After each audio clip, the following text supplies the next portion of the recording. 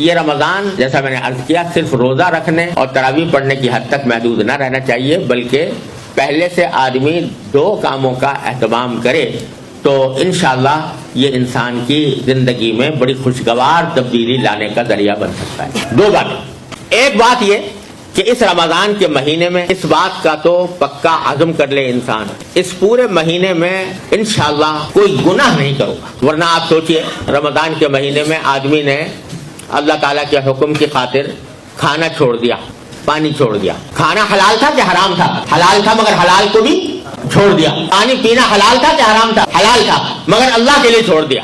جو چیزیں پہلے ہی سے حرام ہیں، جو روزے میں یا غیر روزے میں دونوں میں حرام ہے، اگر وہ نہ چھوڑی تو پھر وہ روزہ کس کام کیسا ہوا؟ مثلا جھوٹ بولنا حرام تھا، جھوٹ بولنا روزے میں نہ چھوڑا۔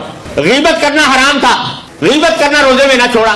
کسی کے اوپر نامحرم پر لذت لینے کی نگاہ، غرض سے نگاہ ڈالنا حرام تھا، وہ نہ چھوڑا۔ کسی کو لڑائی کرنا، جھگڑا کرنا، دوسرے کو تکلیف پہنچانا عام حالات میں بھی حرام تھا، وہ نہ چھوڑا۔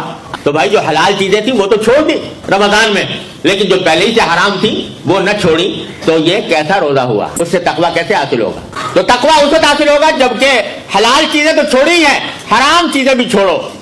اس بات کا عزم کرو کہ کم از کم اس رمضان کے مہینے میں آنکھ غلط جگہ نہیں جائے گی، زبان کوئی غلط بات نہیں بولے گی، کان کوئی غلط بات نہیں سنیں گے، اور منہ میں کوئی حرام لقمہ نہیں جائے گا۔ یہ کیا بات ہوئی کہ سارا دن تو روزہ رکھا اور افطار کیا حرام غذا سے، ایسے آمدنی سے جو حرام تھی اس سے افطار کیا، دھوکہ دے کر فرض کرو کمائی حاصل کی، وہ حرام، سود کھا کر کمائی حاصل کی، وہ حرام، قمار کے ذریعے حاصل کی، یا اور کسی غیر شرعی طریقے پر حاصل کی، وہ حرام۔ تو روزہ تو رکھا سارا دن اور افطار کیا حرام سے، تو وہ کیسا روزہ ہوا؟ اس سے کیسے تقویٰ پیدا ہوگا؟ لہذا اس بات کا اہتمام کرو کہ اللہ تعالی ہم سب کو اپنے فضل و کرم سے توفیق عطا فرمائے۔ رمضان کا مہینہ اس طرح گزرے گا کہ کوئی گناہ نہیں ہوگا، اور اس کے لیے اپنی پوری ہمت کا مظاہرہ کرنا ہوگا کہ اسی طرح جیسے شدید پیاس میں پانی پینے سے پرہیز کرتے ہو، اسی طرح گناہ کے ارتکاب سے بھی پرہیز کر کے دیکھو، تو یہ رمضان کا مہینہ اس کی تربیت، اللہ تعالیٰ کے ساتھ تعلق مضبوط کرنے کا بہترین ذریعہ بنے۔